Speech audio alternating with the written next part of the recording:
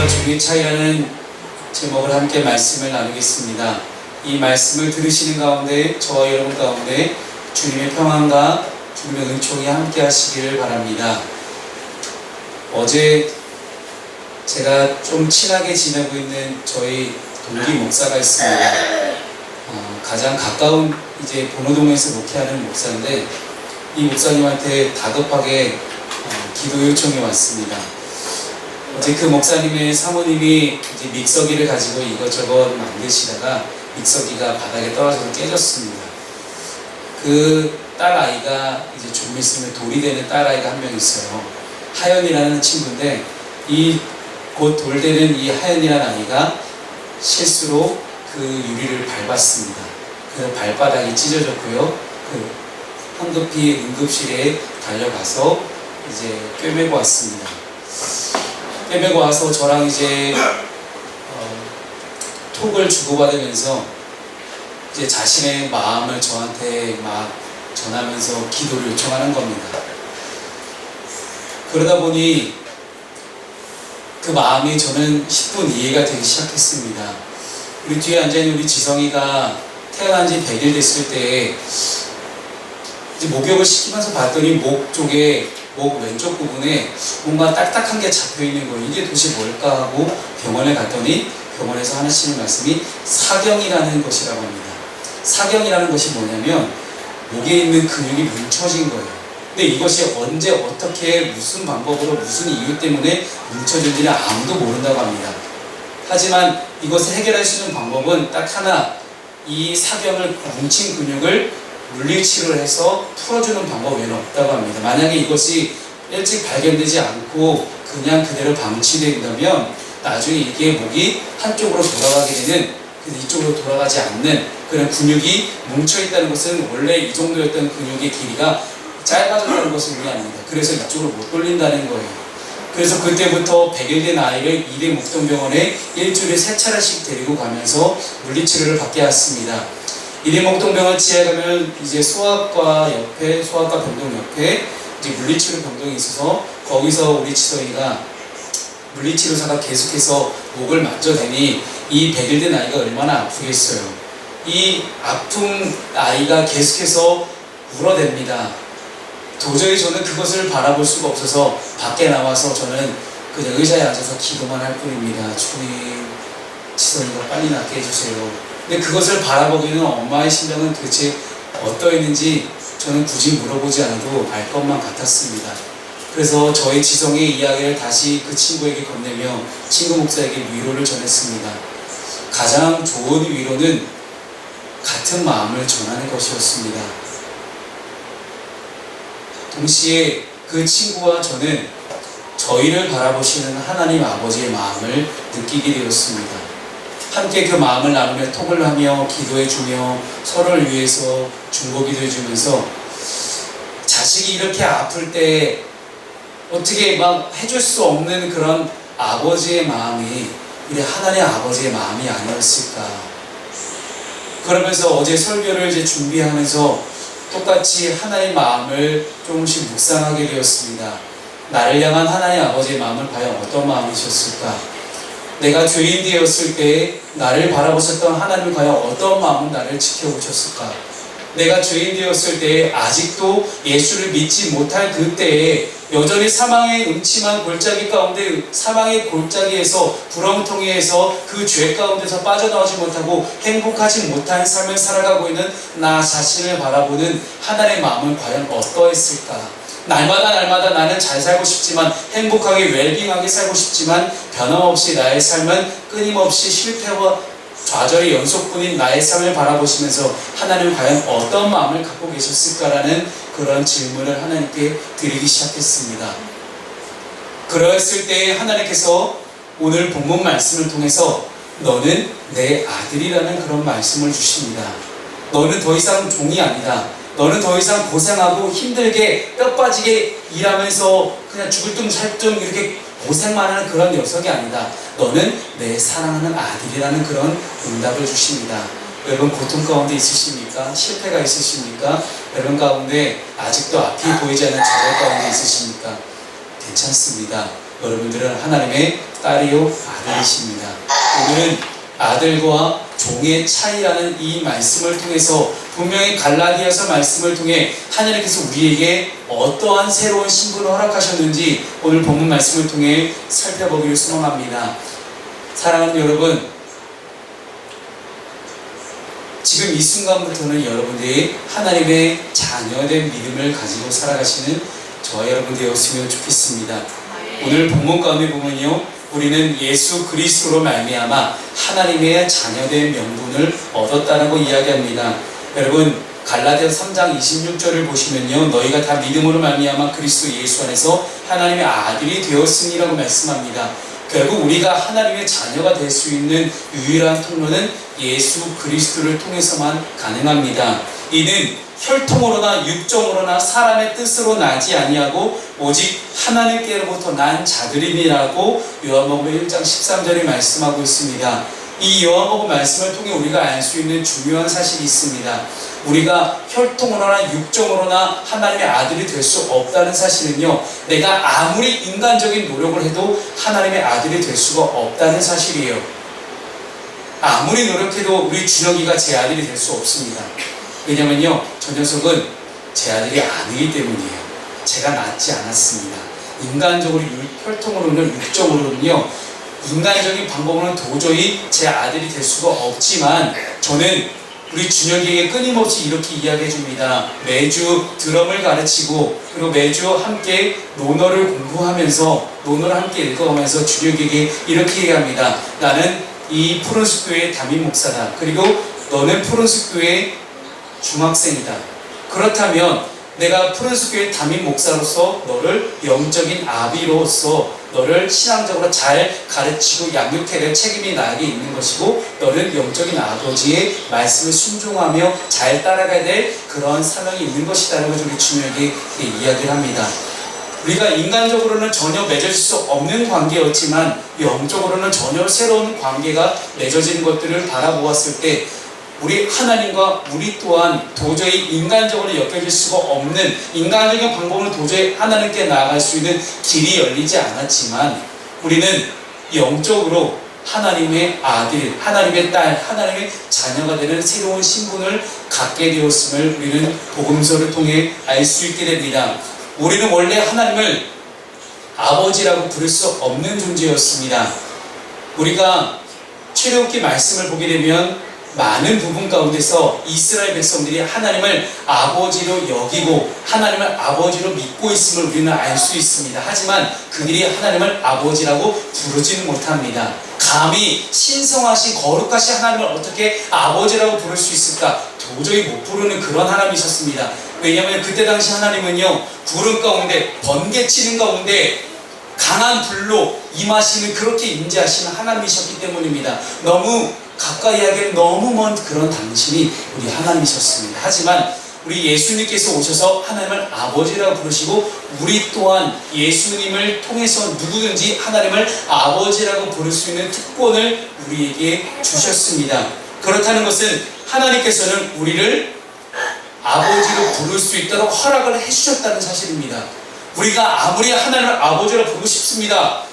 마치 우리가 홍길동도 아니고 왜 하나님 아버지라고 못 부릅니까? 이렇게 뭐 따진다고 해도 소용이 없습니다. 하나님께서 그래, 이제 너희가 나를 아버지라고 불러도 되라고 인정해주는 그날까지 우리 기다릴 수밖에 없었습니다. 그 하나님이 우리를 아버지로 부를 수 있도록 허락해 주신 그때가 바로 예수님께서 이 땅에 오신 그때였습니다.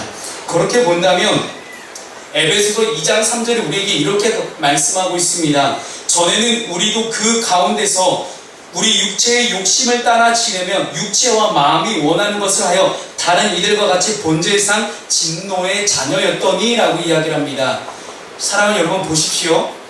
우리가 전에는 육체의 욕심을 따라 지냈다라고 성경은 우리에게 말씀하고 있습니다. 그렇다는 것은요, 아무리 예수님께서 2000년 전에 이 땅 가운데 오셨다 할지라도 변함없이 우리가 이 세상을 살아가는 동안 내 육체의 욕심을 따라 살아가는 그때는 우리는 하나님의 자녀가 될 수 없다는 사실을 말합니다. 육신의 정욕, 안목의 정욕, 이생의 자랑을 따라가서 우리가 살아가다 보니 하나님의 자녀로 우리가 살아갈 수가 없었다는 사실입니다. 우리가 새신자 교육을 하고 있는 당신은 행복하십니까? 라는 그 책을 보면요, 국어 10과에서 무슨 얘기가 나오는지 아십니까? 그 부분에 보면 우리가 하나님을 아버지라고 불렀을 때, 하나님 아버지라고 부르며 기도하는 사람은 구원받은 확신이 있다는 사실이에요. 그렇다는 것은요, 구원받은 사람만이 하나님을 아버지라고 부를 수 있다는 사실입니다. 구원받은 사람만이 하나님께서 아버지라고 부를 수 있도록 허락해 주셨다는 사실입니다. 그렇다면 구원받는다는 건 무엇이에요? 내가 육체의 욕심을 따라 살지 않고 성령의 소욕을 따라 성령의 열매를 맺으며 따라가는 그런 삶을 살아가야만이 우리가 구원받을 수 있다는 사실입니다. 그렇다는 것은요, 우리가 단순히 교회에 와서 내 엉덩이 붙이고 앉아있다고 구원받을 수 없음을 의미합니다. 아까도 말씀드렸지만 우리가 어떠한 육체적인 방법을 사용해서도 우리는 하나님께 구원을 받을 수 없음을 말합니다. 우리가 종교 생활로는 구원받을 수 없음을 우리가 알 수 있습니다. 그것을요, 우리는 오늘 율법을 통해 알 수 있습니다. 우리가 율법을 따라 살아간다면, 우리가 종교 생활만 하면 우리는 당연히 구원받을 수 있다고 생각할 것입니다. 하지만 우리가 일평생 내 인생을 살아가는 가운데 이제는 육체의 소욕을 따라, 육체의 욕심을 따라 살지 않고 오직 성령의 충만함을 따라, 성령의 인도하심을 따라 성령의 9가지 열매를 맺으며 우리가 성령의 인도하심을 따라 살아갈 때에, 그때 비로소 우리는 구원받는 하나님의 자녀가 될 수 있다는 사실입니다. 그렇기 때문에 우리는 하나님의 자녀답게 살 수 있어야 합니다. 만약에 남자가 밖에 나가서 짧은 미니스커트를 입고 하이힐 신고 돌아다니면 아마 저 미친놈이라고 이해할 겁니다. 하지만 여러분, 남자는 남자답게, 여자는 여자답게 살아가는 것이 우리 인간적인 법칙입니다. 그렇다면 하나님 나라의 법칙은 무엇이겠습니까? 우리가 하나님의 자녀이면, 하나님의 백성이고 하나님의 아들과 딸이면 하나님의 자녀답게 살아갈 때에 우리가 비로소 하나님의 자녀로 여김을 받는다는 사실입니다. 이제는 더 이상 우리가 종이 아닙니다. 자녀이면 자녀답게, 또한 백성이면 백성답게 품위를 지키며 살아가야 함을 우리에게 오늘 말씀은 가르쳐주고 있습니다. 악이라는 단어를 헬라어로 네피오스라는 단어를 씁니다. 이 아기가 자라서 휘오스, 아들이 됩니다. 그리고 이 아들이 더욱 자라서 성숙한 아들이 되어 상속자, 클레노모스라는 이 단어로 표현되는 상속자가 됩니다. 그래서 오늘 본문 가운데는요, 아기일 때는 아무리 아버지가 재산이 많아도 아들에게 물려주지 않습니다. 그저 아들이 자라기만을 기다립니다. 그래서 여러분, 그 당시에 바울이 왜 이런 비유를 썼을까라는 고민을 하면서 자료를 찾기 시작했습니다. 그 당시에 특별한 관습이 하나 있었습니다. 로마 정치인이나 귀족 가문, 로마 시민권을 가지고 있는 사람들은요, 그 가문의 상속자가 될 아들이 태어나면 먼저 14세가 될 때까지 부모 밑에서 양육을 합니다. 14세까지 부모에게 양육을 하다가 14세가 지나면 어떤 후견인과 청지기에게 맡겨서 상속자가 될 훈련을 받게 합니다. 그것이 25세가 될 때까지 지속됩니다. 그래서 바울 자신도 가말리엘이라고 하는 그런 그 당시 최고의 석학에게 맡겨집니다.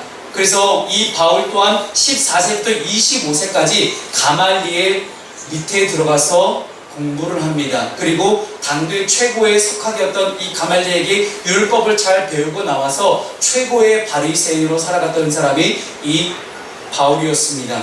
이 교육과 훈련이 25세가 될 때까지 지속되고 25세가 되면 자유인이라고 부르게 됩니다.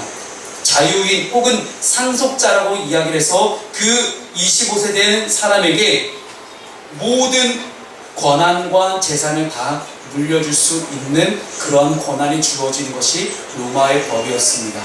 그렇기 때문에 우리가 아기의 믿음을 가지고 있다면 여전히 우리는 하나님께 아무것도 받을 수 없음을 의미합니다. 왜 예수 믿어도, 왜 교회 잘 다녀도 내 삶에 아무런 일이나 어떠한 하나님의 축복이 일어나지 않는가라는 여러분 궁금증과 어떤 의문을 가지실지 모르겠습니다. 그렇다는 것은요, 내가 현재 어떤 믿음의 수준인지를 되돌아봐야 됩니다. 아기의 믿음인지, 14세 이전의 아기의 믿음인지, 14세부터 25세 사이의 아들의 믿음인지, 아니면 25세 이후의 상속자의 믿음을 내가 가지고 살아가고 있는지 우리는 우리 자신을 되돌아봐야 합니다. 그래서 이 아기의 시절을 오늘 본문 가운데는 종의 시기라고 표현하고 있습니다. 그리고 두 번째는 우리가 종의 믿음이 문제였으면 우리가 자신을 되돌아봐야 합니다. 여러분, 종의 믿음은 무엇입니까? 여러분, 우리가 알고 있는 종은 어떻습니까? 종은 주인의 눈치를 살핍니다. 스스로 뭔가를 하지 않습니다. 오직 주인이 시키는 것만 하는 것이 종의 신분입니다. 고작해야 기쁨을 하지 못하고 그저 내가 하는 것만, 그저 그냥 시키는 대로만 잘 하면서 따라가다 보면 그냥 주인이 나에게 이거 더 해주겠지, 이런 축복을 더 주겠지, 이런 물질을 더 주겠지 하는 바라는 마음으로 그저 가만히 앉아서 그냥 시키는 것만 하는 것이 종의 신분입니다.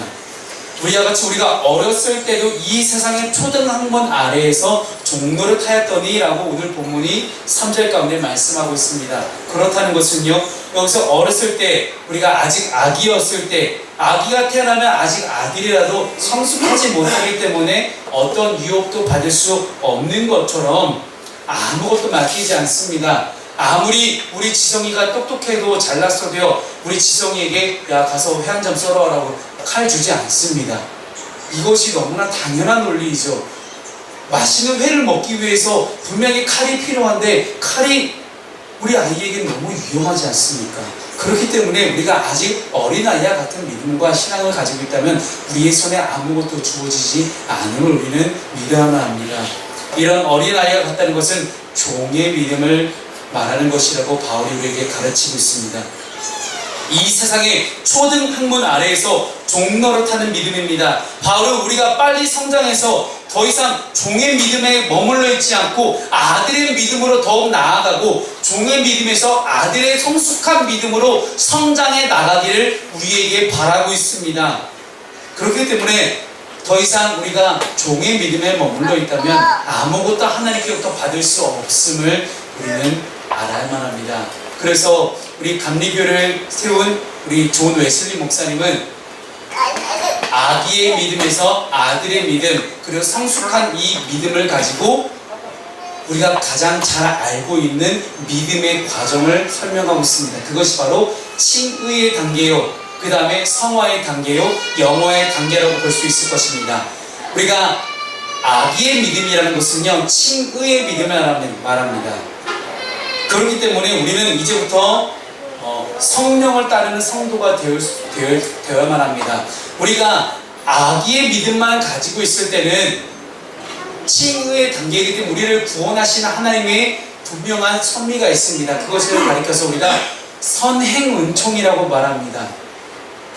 선행은총이라는 이 신학적인 용어는 이것을 말합니다. 하나님께서 우리를 구원하시기로 작정하셔서 우리에게 먼저 찾아오셔서 우리에게 구원의 길을 열어주신 것을 선행은총이다라고 말합니다. 여러분, 우리 이렇게 하나님께 선행은총으로 우리를 구원하신 것을 우리가 칭의라고 말하면서 우리가 구원의 첫 시작을 말합니다. 구원의 첫 시작을 말할 때 이 칭의의 단계에 머물러 있는 사람은 결국 아기의 믿음, 종의 믿음의 수준밖에 머물러 있을 수밖에 없습니다. 하지만 우리가 성령을 따라 살아가게 되면 그때부터 우리는 아들의 믿음, 성숙한 믿음으로 나아갈 수 있는 믿음의 진보를 경험하게 됩니다. 오늘 본문 6절 말씀을 보십시오. 너희가 아들임으로 하나님이 그 아들의 영을 우리 마음 가운데 보내사 아빠, 아버지라 부르게 하셨느니라. 여기서 말씀하고 있는 아들의 영이 무엇입니까? 바로 성령입니다. 하나님께서 성령을 보내셔서 우리를 아빠, 아버지라고 하나님을 부를 수 있도록 허락하셨다는 사실입니다.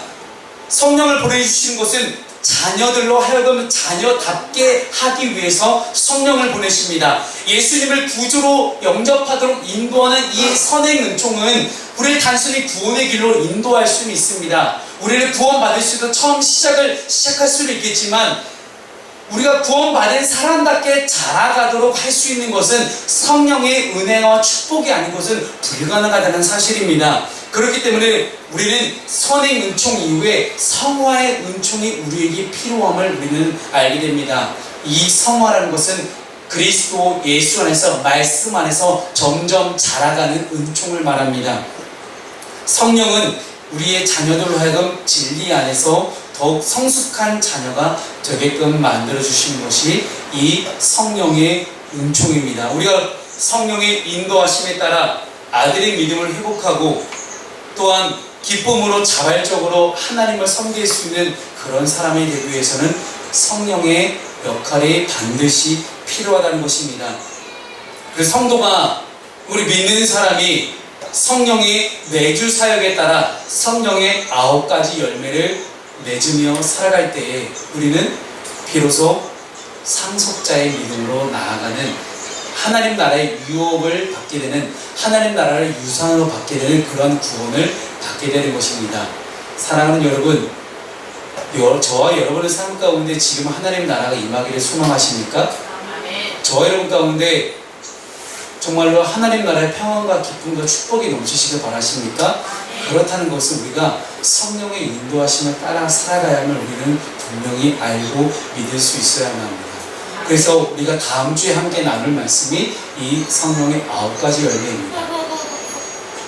이렇게 하나님의 상속자로 살아갈 때에만이 비로소 하나님 나라의 상속자의 유업으로 살아갈 수 있음을 온전히 믿음으로 저와 여러분 가운데 이제는 더 이상 아기와 같은 믿음, 연약한 믿음의 소유자가 아니라 정말로 아들의 믿음을 뛰어넘어서, 아들의 믿음을 지나서 내가 말씀 안에 잘 훈련받고 잘 자라서 상속자의 믿음으로 나아가서 이제는 더 이상 너는 종이 아니다, 내가 너에게 좋은 것을 주겠다라고 말씀하실 그 하나님의 말씀을 믿고 살아가시는 하나님의 자녀된 신분으로 살아갈 수 있는 저 여러분 되기를 소망합니다.